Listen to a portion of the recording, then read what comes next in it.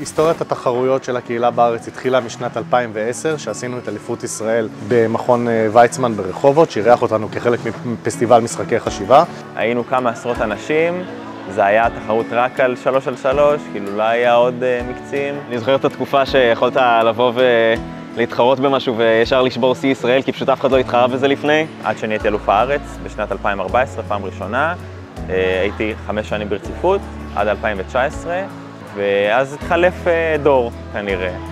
והגיעו חבר'ה יותר מוכשרים. משם התחלנו להתגלגל, לעשות תחרות אחת לשנה של אליפות ישראל, ולאט לאט ככה התפתחנו, הוספנו עוד דלגטים עקב הדרישה, הוספנו עוד תחרויות בכל שנה. ב-2022 נגמרה הקורונה וחזרנו לתחרויות לאט לאט. בהתחלה התחלנו מתחרויות קטנות יותר של עד 100 אנשים, ולאט לאט הגדלנו גם את הצוות וגם את הכמות משתתפים בכל תחרות. עד שאנחנו מגיעים למצב שהיום אנחנו מארחים את אליפות ישראל במשך 3.5 ימים, ועושים את כל מקצי ה-WCA למעשה. הקהילה הישראלית היא הקהילה מבין הגדולות בעולם, כשהתחרויות הכי גדולות שלנו הן עם יותר מ-250 משתתפים. מדהים לראות איך התחום הזה התפתח פה, כמה הקהילה גדלה ומפרגנים אחד לשני, ולומדים אחד מהשני, נהיה כבר שם עולמי לכמה חבר'ה פה.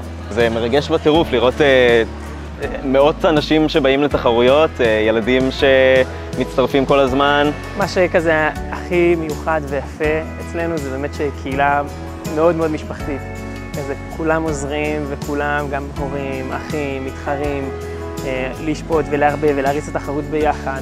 ויש משהו מאוד מאוד מיוחד שרואים ילד בן 6 מדבר עם מישהו בן 25 על הקובייה, והדבר הזה שמחבר ביניהם ויוצר את התקשורת הכל כך קרובה הזו, זה ממש כזה ככה מדהים ומרגש בעיניי.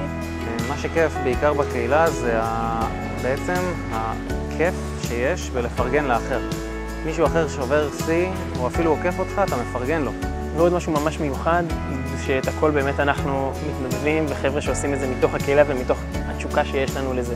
בין אם זה הארגון של התחרויות, הלייב שאנחנו עושים, הסרטון הזה שאייל מכין לנו, זה באמת כולם אנשים מתוך הקהילה שרוצים לעשות את המעבר, וזה פשוט כיף לראות את זה, וזה אחד הדברים שהכי מיוחדים. כאילו, לא יצא לי לראות עוד הרבה קהילות שככה מניעות ומפתחות עצמן מתוך תשוקה כזו עמוקה לדבר הזה שאנחנו אוהבים לקרוא לה קובייה.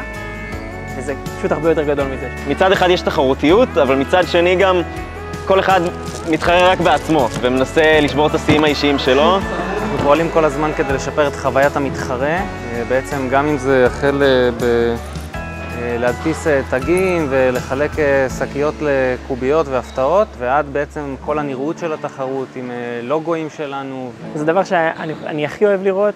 זה את הניצוץ בעיניים והחיוך הענק שיש למישהו שהוא מצליח לשבור את השיא שלו, זה כאילו איזושהי שמחה טהורה כזו שנראה לי לא יצא לנו לחוות ככה ביום יום. עוד דבר שנורא התפתח עם השנים זה החיבור בין המתחרים. אפשר לראות פה חיבור מדהים בין ילדים קטנים לאנשים בוגרים וכולם ביחד, ולא מרגישים תחרותיות פה, כולם תומכים אחד בשני ושמחים אחד בשביל השני, וזה אחד הדברים שהכי יפים בקהילה. המטרה שלנו גם כקהילה, ועכשיו שאנחנו גם עמותה, להצליח להמשיך לדחוף קדימה, לארגן עוד תחרויות, להתפתח, להפיץ את התחביב הזה לעוד ועוד אנשים וילדים, כי זה סופר מעצב את האופי ומצליח ליצור פה משהו מאוד מאוד מיוחד, וגם בתקווה לייצר עוד אלופי אירופה ואלופי עולם, אנחנו בדרך לשם, ונראה לי שזה יהיה ממש ממש מדהים שנגיע לשם בעוד כמה שנים.